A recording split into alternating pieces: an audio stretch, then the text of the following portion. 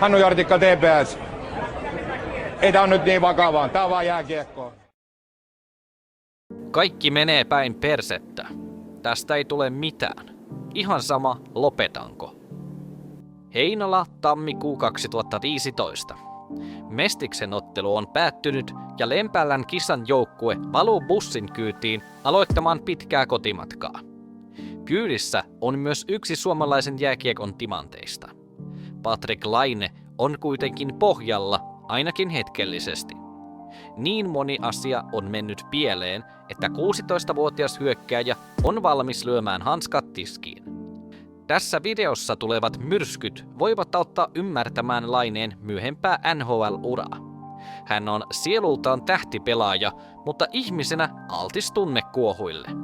Etenkin kilpailuvietti voi viedä mukanaan, mutta Laine kohtasi jo nuorella iällä vaikeita tilanteita myös kaukalon ulkopuolella. Tämän hetken välillä oli alle 1,5 vuotta. 10 vuotta Heinolan pimeän perjantai-illan jälkeen Laineen ura oli edennyt jo Montreal Canadiensin paitaan. Heinolan jääkylmästä betonihallista 415 katsojan edestä legendaariseen Bell-Centreen yli 20 000 katsojan eteen. Mutta haasteet olivat samoja. Ja niin myös tuskastuneiden valmentajien toimenpiteet. Ensin Laine laitettiin pelaamaan vuotta vanhempien kanssa. Sen jälkeen B-nuorissa hän pelasi 3 vuotta vanhempien kanssa. Sitten hän eteni A-nuoriin 5 vuotta vanhempien joukkoon. 15-vuotiaana mitoiksi ilmoitettiin 191 senttiä ja 91 kiloa. Silloin hän oli jouluun mennessä pelannut alle 20-vuotiaiden SM-liigassa lähes piste per pelitahdissa. Pari kuukautta myöhemmin hän teki hattutemput peräkkäisenä päivinä nuorten maaotteluissa Yhdysvaltoja ja Tšekkiä vastaan. Seuraavana kesänä hän teki Tapparan kanssa 3 vuoden sopimuksen ja syyskuun lopussa 16-vuotias debytoi SM-liigassa. Tapparan nelosketjussa Otto Rauhalan ja Jukka Peltolan kanssa peliaikaa tuli 2 minuuttia. Sen jälkeen oli aika keskittyä lainapestiin Mestiksessä. Elettiin vasta vuotta 2014 ja läpimurto oli kaukana edessä. Silloin Patrik Laine oli vielä sisäpiirin juttu. Uroteot Tapparan paidassa tapahtuivat vasta seuraavalla kaudella, jolloin Laine loisti myös alle 20-vuotiaiden MM-kotikisoissa. Nyt ei mennä siihen, koska se tarina on pitkälti jo kaikkien tiedossa. Pysytään siis kaudessa 2014-15. Silloin Laineesta kuiskittiin jääkiekkopiireissä. Paljon hyvää ja vähintään yhtä paljon huonoa. Puhuttiin itsekkyydestä ja ailahtelusta ja vielä enemmän huolta herättivät pelot kurinpidollisista ongelmista. Leki ei ollut varsinaisesti toivonut Lainetta joukkueeseen. Hän oli Tapparan sopimuspelaaja ja Leki toimi käytännössä Tapparan farmijoukkueena yhteistyösopimuksen myötä. Laine olisi ollut erittäin nuori pelaaja A-nuorten SM-liigaan, mutta Tappara oli tehnyt selvän suunnitelman siitä, miten häntä kasvatettaisiin kohti tähteyttä. Tässä vaiheessa uraa siihen sisältyi olennaisena osana Mestis. Nämä olivat miesten pelejä, joihin Laine ei ollut vielä ehtinyt tottua. Vastassa oli jopa 30-vuotiaita pelaajia. Vaatimustaso nousi, eikä Laine pärjännyt. Tilanne oli täysin uusi pelaajalle, joka oli tottunut olemaan tähtipelaaja missä tahansa. Hänen oli erityisen vaikea reagoida pelin sisällä ja miettimisen aiheuttama viive saattoi maksaa joukkueelle kalliisti.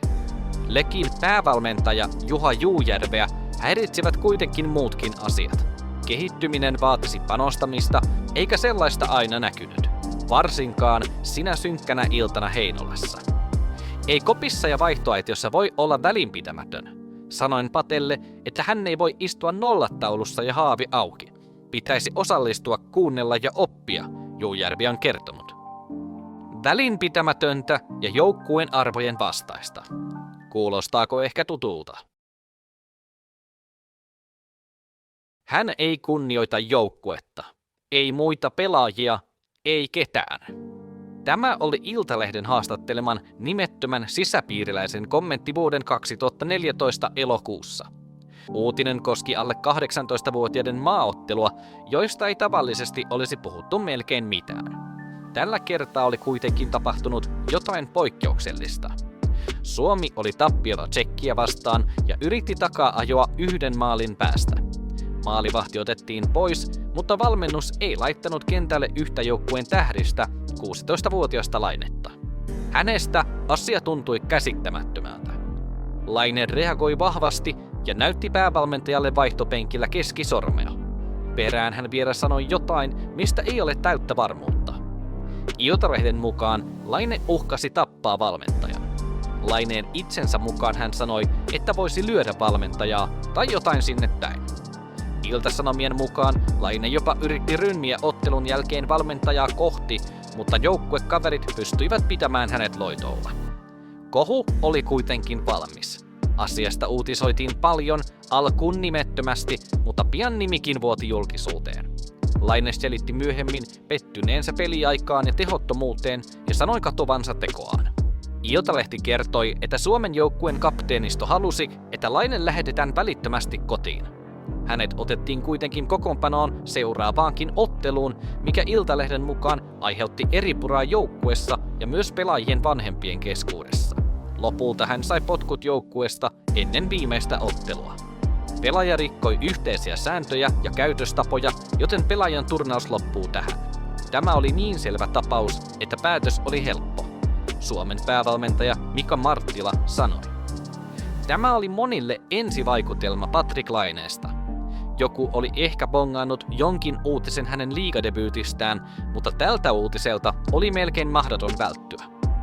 Iltalehti spekuloi, että Laineen huonoa käytöstä oli pitkään katsottu läpi sormien johtuen hänen valtavasta potentiaalistaan. Tälläkin kertaa asiat kyllä korjaantuivat lopulta nopeasti, sillä saman kauden päätteeksi Laine valittiin alle 18-vuotiaiden MM-kisajoukkueeseen. Hän teki 8 maalia ja voitti maalipörssin Suomen yltäessä hopealle.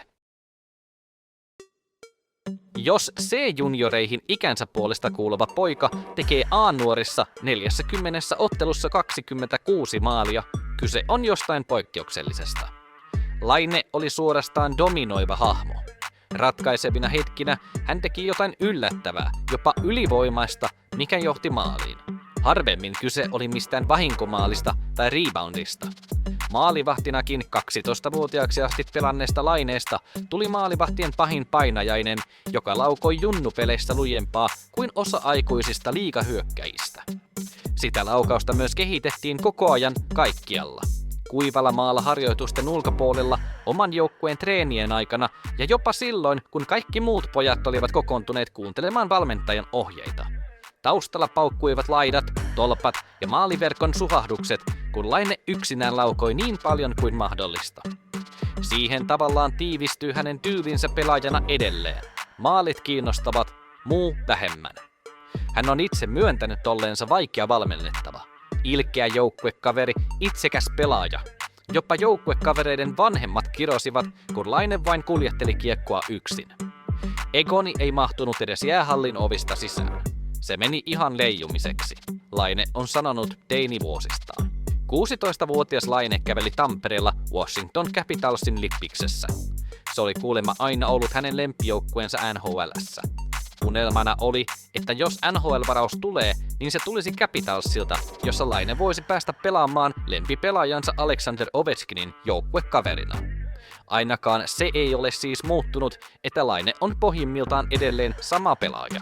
Ahnen maalintekijä, jolle maalinteon yrittäminen menee pelaamisessa kaiken muun edelle, joukkueen kannalta ajoittain ikävällä tavalla. Julkisuudessa Laine on käynyt läpi paljon enemmän kuin vaikkapa Jesse Puljujärvi tai varsinkaan Sebastian Aho. Samaan aikaan tähdiksi ponnistaneesta kolmikosta Aho on saanut tehdä NHL-uran rauhallisissa merkeissä, kun taas Laine ja Puljujärvi ovat joutuneet perustelemaan tekemisiään ja uransa käänteitä. Juuri he ovat myös hyviä ystäviä, huonekavereita ja poikamaa-joukkueista. Kummankin NHL-urat ovat olleet uhattuina, tosin eri syistä. Laineen jaksamista on mitattu tavoilla, joita pelkkiä maalikoosteita ja pistesaadoja katsovat fanit eivät aina osaa ymmärtää. Laineen murtanut mestisottelu Heinolassa pelattiin keskellä kautta, aivan tammikuun lopussa. Leki johti 2 kertaa, mutta lopulta hävisi tuloksella 2-3. Laine ei tehnyt pisteitä ja sai ainoaksi tilastomerkinnäksi kampitusjäähyn ensimmäisessä erässä. Ottelun ratkaisuhetkillä häntä ei kentällä näkynyt tässäkään pelissä, sillä päävalmentaja Juujärvi oli päättänyt, että Laineesta oli enemmän haittaa kuin hyötyä. Nuori mies laitettiin vilttiketjuun. Tilastoista ei näy se, miten Laine silti vaikutti lopputulokseen. Pelitat teki maalin Laineen kiekon menetyksen takia. Sitten toisen, jälleen Laineen virheestä. Omia tilanteitaan Laine ei vuorostaan työnnyt hyödyntämään. Hän yritti puskea yksin, sooloilla, aivan kuten junnupeleissä. Valmennus antoi suuran palautteen pelaajalle, joka pelasi joukkueen arvojen vastaisesti. Laine otti tästä vain lisää kierroksia. Mielessä pyöri sekoitus, epätoivoa ja raivoa.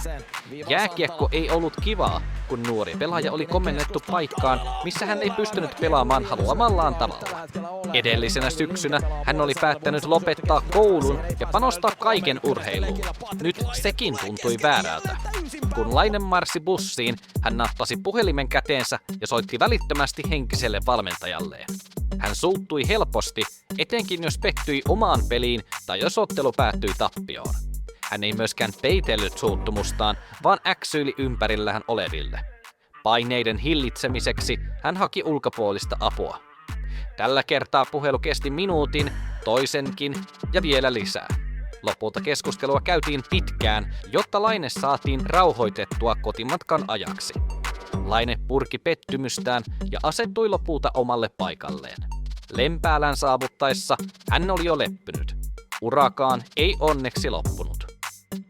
Leki meni Mestiksen pudotuspeleihin, mutta Laineen suunta ei muuttunut keväänkään aikana.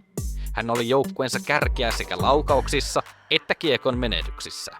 Häntä peluutettiin paljon, koska Tappara halusi niin, mutta Mestis-valmennuksen oli pakko miettiä myös oman joukkueen etua. Meillä on paljon pelaajia tuossa nyt, jotka on vähän tuudittautunut siihen, että joku muu on se, joka ratkaisee. Niitä joku muita ei ole. Nyt pitää katsoa peili, jos meinaa olla voittava jääkiekkoinen ja voittava joukkue tässä. Että tällä tahilla kun kelluskellaan menemään, niin tämä on aika nopeasti tämä kausi ohi. Mutta toivotaan, että täällä alkaa luonnetta löytyä enemmän. Kiitos. Turkulainen Tuto pudotti Lekin 7 ottelun playoff-sarjassa, jossa Laine pääsi pelaamaan vain 2 ottelussa. Loput 5 hän seurasi katsomosta, koska Leki halusi voittaa ja koki onnistuvansa paremmin muilla pelaajilla. Tämä oli hankalan kauden loppuhuipennus, eikä ainakaan ensimmäinen vastoinkäyminen. Oikeastaan vilttiketjut, lopettamisella uhkailut ja keskisormet olivat varmasti osittain seuraus vielä yhdestä aiemmasta koettelemuksesta. Keväällä 2014 Laineen oli ollut tarkoitus olla Tapparan B-nuorten villikortti pudotuspeleihin. Hän oli tehnyt runkosarjassa 5 ottelussa 11 pistettä, mutta pelannut pääosin A-nuorissa. B-nuorten pudotuspeleissä hän oli kuitenkin mukana, kun kaikki meni pieleen pahimmalla tavalla. Ensimmäisessä ottelussa Laine syötti maalin, mutta loukkasi sen jälkeen jalkaansa. Polvi hajosi niin pahasti, että Lainetta pelotti. Tuli kuukausi täyttä taukoa kaikesta harjoittelusta. Sen jälkeen hän sai harjoitella ylävartaloa ja vasta kesän jälkipuoliskolla hän pystyi harjoittamaan koko kehoaan. Kovasti odotetut alle 18-vuotiaiden MM-kisat jäivät väliin ja jollain tavalla vamma vaikutti elämään puolen vuoden ajan. Joukkueen jääharjoitukset olivat mahdottomuus pitkälle seuraavan kauden alkamisen tuntumaan asti. Itkin tosi paljon. Toipumisen aikana juolahti mieleen sellaisiakin ajatuksia, että oliko koko ura tässä. Laine on paljastanut Ilta-Sanomissa. Käytännössä hän oli helposti viikkoja, todennäköisesti jopa kuukausia jäljessä normaalista aikataulusta. Tämä tapahtui vieläpä kehityksen kannalta kriittisessä iässä ja heti perään piti tehdä vaikea hyppy junioripeleistä miesten sekaan. Ei siis ole ihme, että mestissyksy oli koettelemus. Harvojen todistaman mestisuransa aikana Laine pelasi 38 ottelua. Hän teki 5 maalia ja 14 pistettä. Nuorelle pelaajalle kohtalainen, mutta ei mikään häikäisevä saldo.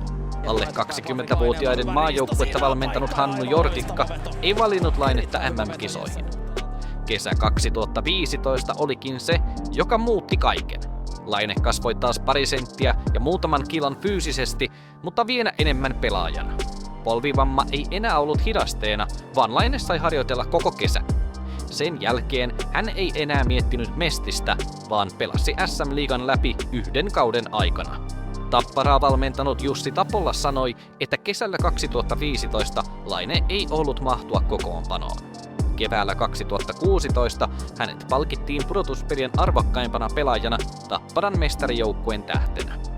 Kapteeni Peltolan viereen pukukopissa tarkoituksella istutettu poika oli se, joka 3 peräkkäisen hopean jälkeen voitti Tapparalle mestaruuden. Sen ja Heinolan synkkyyden välissä oli vain 15 kuukautta. Ensimmäinen NHL-ottelu tuli 5,5 kuukautta sen jälkeen. 5 maalin mestiskauden ja 44 maalin NHL-kauden välissä oli 3 vuotta.